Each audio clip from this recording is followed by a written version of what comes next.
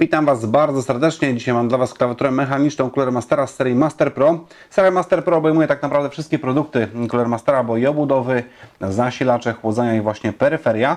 Niedawno testowałem obudowę właśnie serii Master Pro, Master Case Pro 3, czyli obudowę Micro ATX i będę również, mam nadzieję, niedługo testował zasilacz z tej serii. Klawiatura mechaniczna, jak mówiłem wcześniej, oparta o przełączniki Cherry MX Blue. Pierwszy raz będę miał styczność w ogóle z Cherry MX-ami właśnie niebieskimi. Zobaczymy, jak one wypadną. Podświetlenie RGB, czyli mamy 16,7 miliona kolorów. Również mamy pełny anti-ghosting.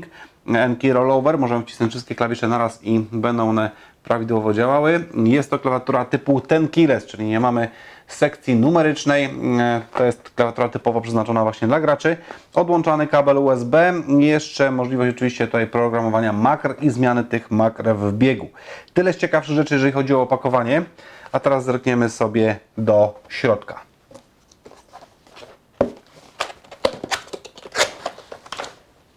Klawiatura, z tego co widzę, jeszcze dodatkowo jest zabezpieczona. Zapakowana w taką torebkę. Instrukcja obsługi. 2-letnia gwarancja, z tego co widzę, na produkt. Coś o softie szukam. Nie, tutaj soft raczej potrzebny nie będzie, bo mamy skróty klawiszowe, także możemy obsługiwać tą klawiaturę bez softu. Kabelek USB i coś jeszcze, zaraz dajcie mi chwilę. Także kabel USB opleciony, oplot bardzo porządny. Ja mam dwie klawiatury Cooler Mastera, również mechaniczne, również z zaczepianymi kablami i te kable wszystkie posiadają bardzo porządne oploty, natomiast są dość sztywne i ten tak samo jest dość kablem sztywnym. Końcówka micro USB umieszczona pod kątem, to akurat jest plus, bo będzie łatwiej, można tą klawiaturę już tam, czy nie tyle klawiaturę, co ten kabel ułożyć na biurku po podłączeniu go pod klawiaturę. I końcówki obydwie USB są pozłacane. Także kabelek, jak mówię, dość sztywny. I tutaj mamy... No właśnie, co tutaj mamy? Pewnie klucz do zdejmowania nakładek na klawisze, ale jakiś taki dziwny. Takiego jeszcze nie widziałem. Zobaczcie. Tu się pewnie palec wsadza. Zobaczymy. Będziemy wyrywać.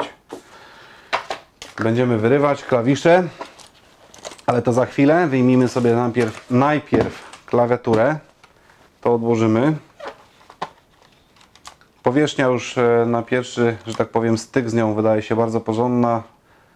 Plastik jest powleczony taką powłoką gumowaną, antypoślizgową. Zresztą Cooler Master nigdy nie szczędził na jakości, powiem szczerze.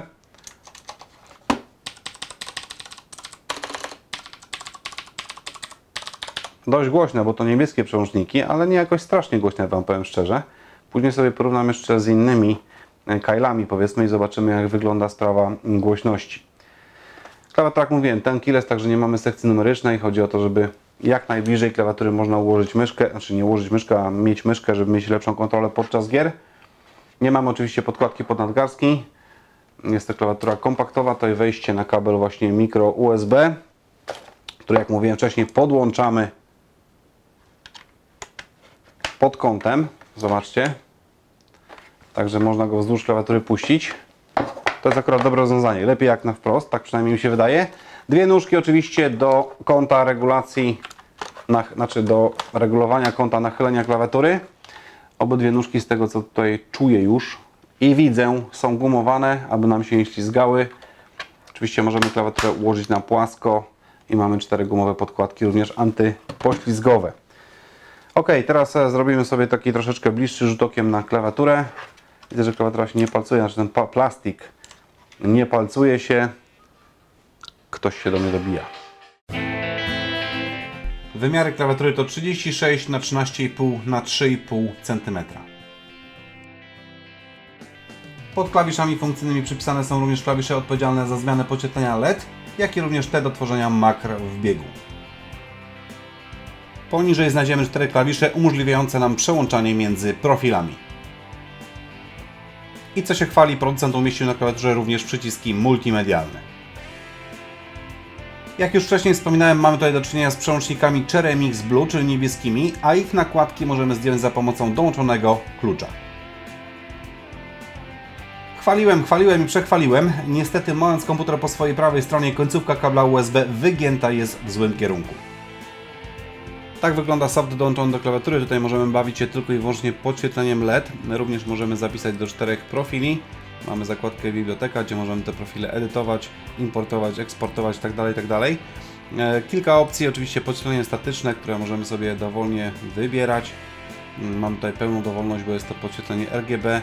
Możemy sobie zrobić jakąś falę, powiedzmy, czy też inne opcje dostępne, czy sami skonfigurować dokładnie podświetlenie klawiszy, których chcemy używać podczas gier i chcemy, żeby te klawisze właśnie były podświetlone na konkretne kolory. Także macie sporo naprawdę opcji, a pozostałe funkcje jak makra czy inne rzeczy możecie robić spod poziomu klawiatury używając skrótów klawiszowych.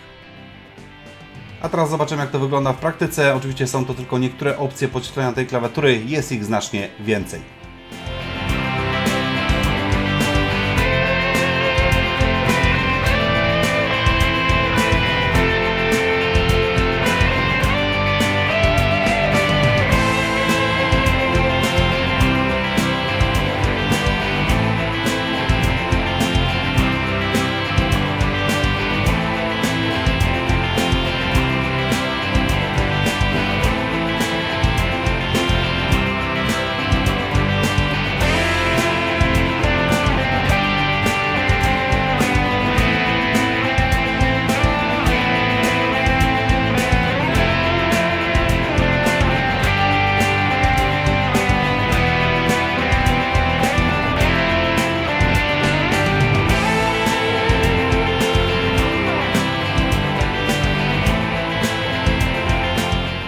I zerknijmy jeszcze okiem na funkcję antyghostingu. Zanim przejdziemy do podsumowania, posłuchajcie sobie jeszcze dźwięku klawiszy Cherry MX Blue, które mam w tej klawiaturze, i przełączników Kyle również niebieskich.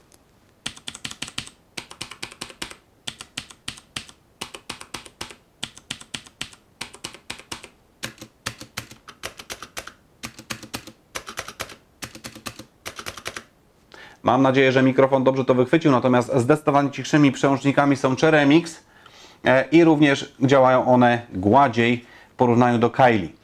Co do samej klawiatury, naprawdę bardzo fajna, dobra jakość wykonania, naprawdę rewelacyjna, fajne podświetlenie, tutaj macie możliwość skonfigurowania podświetlenia pod własnym kątem, możliwość tworzenia makr, nie zabrakło przycisków multimedialnych, macie możliwość zapisania do 4 profili. Nie jest konieczny soft do obsługi tej klawiatury, także możecie używać skrótów klawiszowych, które są pokazane w instrukcji obsługi.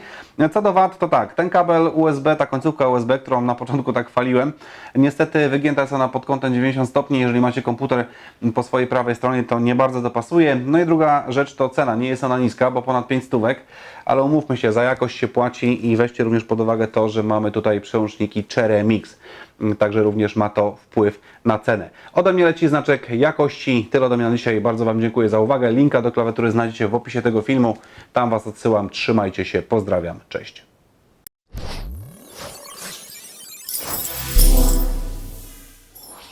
Zapraszam do mojego sklepu komputerowego blackwhite.tv.